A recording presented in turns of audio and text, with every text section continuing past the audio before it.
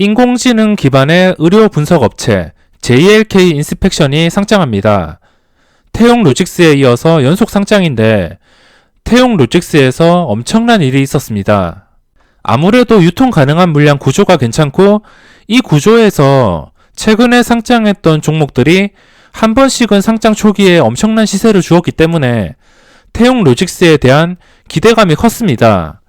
제발 뻥튀기 되지 말라고 기대를 했지만 그동안 신규주들이 너무 급등을 해서 그런지 또 급등이 나올 거라는 기대감이 너무 컸던 것일까 뻥튀기가 되어버렸습니다. 그래도 최근에 상장해서 한 번씩 시세를 주었던 종목이 30% 이내로 뻥튀기가 되어서 잘 올라주었고 우양이란 종목은 45%가 뻥튀기 되어서 폭락을 한 건데 이 45%라는 수치도 엄청난 건데 이 태용로직스는 말도 안 되는 수치인 81%나 뻥튀기가 되었습니다. 이런 좋은 유통 가능한 물량의 구조를 가지고 있는 종목이 상장할 때는 험매수를 넣어서 뻥튀기를 주도하는 세력이 기관일 거라고 생각을 하고 있습니다. 왜냐하면 8시 40분부터 동시효과를 보여주는데 공개 모집으로 참여해서 개인 투자자나 일반 개인 명의의 세력들은 아무리 돈을 많이 넣어도 많은 물량을 확보하지 못합니다. 수백억을 넣어도 기관 투자자들 배정받는 것과 비교도 안 되며 기관 투자자랑 우리 사주한테 80%의 물량이 돌아가기 때문에 일반 투자자들은 큰 물량을 확보하기가 힘들어서 기관이 아닌 세력들이 험매수를 넣지 않을 거라고 생각합니다.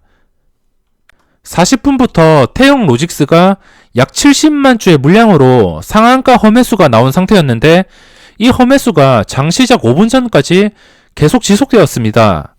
험매수를 넣어서 주가를 뻥튀기 시키면 이득을 보는 자가 공모주주들, 그 공모주주들 간에 기관 투자자가 가장 많습니다. 예상 체결량이 시초가에 130만 주가 넘었지만 물량 대부분을 쥐고 있는 기관 쪽에서 신규주가 시초가가 2배까지 뻥튀기가 가능한 것을 이용해서 최대한 뻥튀기 시키기 위해서 작정하고 시초가 장난질이 심했는데 이걸 또 개인 투자자들이 서로 체결이 될 거라고 주문을 넣는 바람에 81%라는 말도 안 되는 수치가 뻥튀기가 되었습니다. 그리고 장시작 3초 만에 하락 VI 마이너스 10%에서 걸린 것도 아니고 누군가 순식간에 시장가 매도로 주가가 순식간에 움직여 버렸기 때문에 동적 VI가 걸린 걸로 보아서 기관 투자자들이 작정하고 시초가 부풀린 뒤에 시장가로 매도하는 모습을 볼 수 있었습니다. 이렇게 뻥튀기가 되는 과정이 어떻게 생기는지 태용로직스 시초가 영상을 준비해 보았습니다.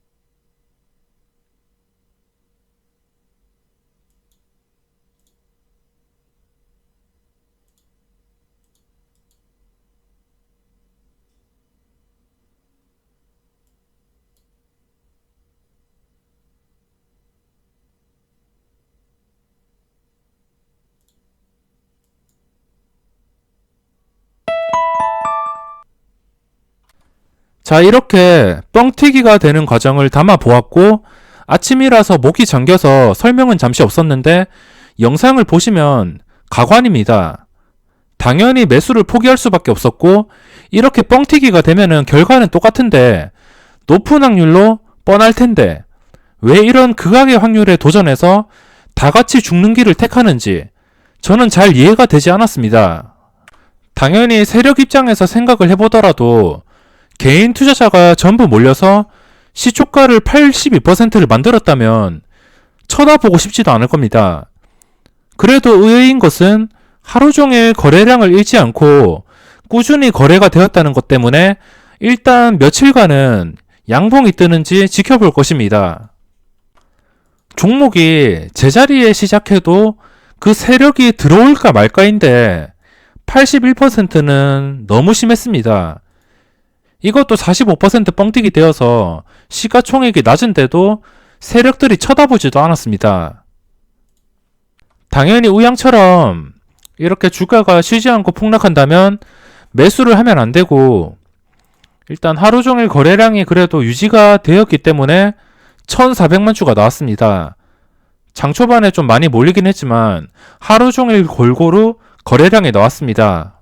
만약에 그 다음날 상승한다 하더라도 이 하락폭이 너무 크기 때문에 당장 매수가 힘들 것 같지만 그냥 신규 상장 관심주에서 그냥 분류만 해놓고 주가가 어떻게 움직이는지 살펴보도록 하겠습니다.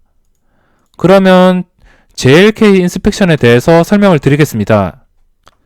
희망 공모가가 11,000원에서 14,500원, 확정 공모가가 9,000원입니다.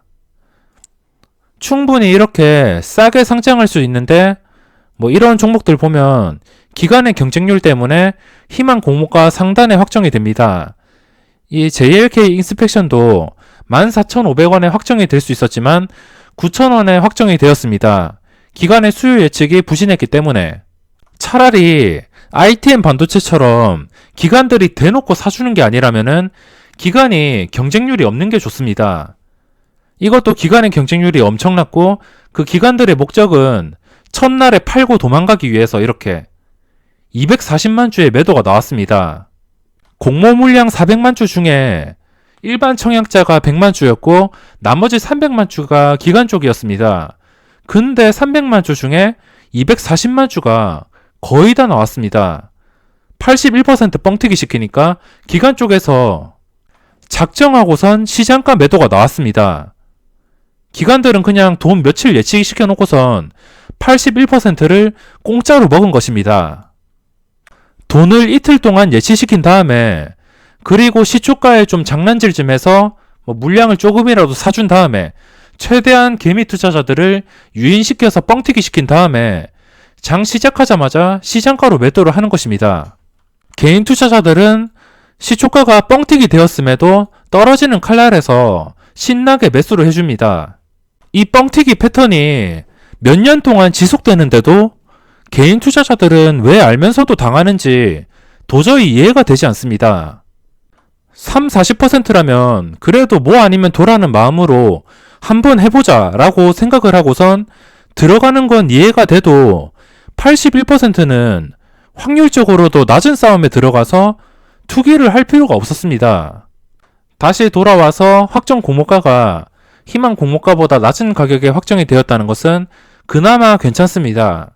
개인의 경쟁률이 8대1, 기관의 경쟁률이 69대1. 기관 보고선 따라다니니까 자연스러운 현상입니다. 기관 보고 따라다녀야지 이렇게 대박을 맞을 수 있기 때문에 기관을 보고 우르르 몰려다녀야지 이렇게 81%의 대박이 날 수 있습니다. 자연스러운 현상이고 전체 주식수 약 1,500만 주 중에 유통 가능한 물량이 700만 주 정도 됩니다. 적은 편은 아니고 이 100% 중에 13%인 200만 주가 공모주주입니다. 그리고 벤처금융과 구조주가 약 508만 주, 33%를 차지하고 있습니다. 그리고 이 종목이 상장해서 한 달 후에 추가 벤처금융 물량이 294만 주가 풀립니다. 그러니까 이 추가 물량이 풀리는 것을 소화를 시키려면 일반 세력보다는 기관 투자자의 세력이 들어오는 게 확실합니다. ITM 반도체처럼 기관 투자자가 세력이 들어와서 이렇게 주가를 올려버린다면 나중에 상장 후에 물량이 풀린다 하더라도 충분히 소화를 시키고 급등을 시킬 수 있지만 한 달 후에 이 물량이 풀린다면 과연 받아줄 그런 세력이 있을지 그게 걱정이 됩니다. 물론 신규 상장주들은 한 달 이내에 승부를 봅니다. 어차피 모든 종목이든 장기 투자 목적이 아니고 한 달 이내에 다 승부가 나기 때문에 이 물량은 걱정할 필요가 없습니다. 시가총액은 1,300억부터 9,000원에 시작할 경우에 1,300억입니다. 이런 종목은 어떻게 대응을 하냐면 티움 바이오 같은 것처럼 첫날부터 거래량이 꾸준하게 나와줘야 됩니다. 첫날의 거래량이 2,300만 주 이런 식으로 거래량이 꾸준하게 나와줘야 되고 무조건 거래량으로 움직인다고 볼 수 있습니다. 기관이나 외국인한테 의지할 수 없습니다. 장 시작 5분 정도는 구주주 물량과 공모어 물량들이 순식간에 나오는 타이밍인데 그 타이밍을 버티고 계속 상승을 유지해주면서 거래량이 나오거나 10% 상승 VI가 걸릴 때까지는 아무리 매수를 하고 싶고 호가창으로 유혹을 한다 하더라도 참아야 됩니다. 시가총액이 1,300억부터니까 최근에 상장했던 코리아센터도 첫날에 시세를 주었고 노터스도 시세를 주었고 시가총액이 비슷합니다.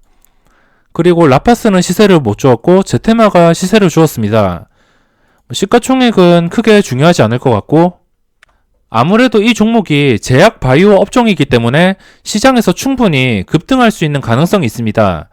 그 가능성을 거래량으로만 판단을 해야 되고 장 초반에 허매수가 쌓이고 호가창이 우르르 매수가 나온다 하더라도 참아야 됩니다. 일단은 자기의 원칙과 맞고 상승한 뒤에도 거래량이 유지될 때 그때 들어가야 됩니다. 지금 제가 가장 이상적으로 생각하고 있는 그런 움직임은 일단 9,000원에 시작을 하여서 구주주와 그리고 공모주 물량이 쏟아지면서 잠깐 휘청거렸다가 다시 9,000원을 회복해서 거래량이 꾸준하게 유지된다면 여기서 상승 VI만 걸려도 9,900원입니다. 9,000원 위에서 시작하면은 만원이 될 수도 있고 만원 초반이 될 수도 있고 아무튼 이 근처에서 시작을 해서 심리적인 가격인 만원까지 급등을 시킨 다음에 그 뒤로도 거래량이 꾸준하게 터지면서 그 만원 선에서 크게 저항을 받지 않고 1,500원까지 순식간에 뚫어준다면 두 번째 VI도 나올 수 있기 때문에 거래량을 보고선 심리적인 가격인 만원을 보고선 접근하도록 하겠습니다. 근데 시초가가 한 11,000원부터 시작을 한다면은 그때 상승 VI가 한번 걸리고도 거래량이 계속 유지가 된다면 두 번째 VI까지 먹을 구간이 나오기 때문에 그 구간을 이용해서 수익을 노려보도록 하겠습니다. 그럼 이번 영상은 여기서 마무리하고 시초가 뻥튀기 조심하시기 바랍니다.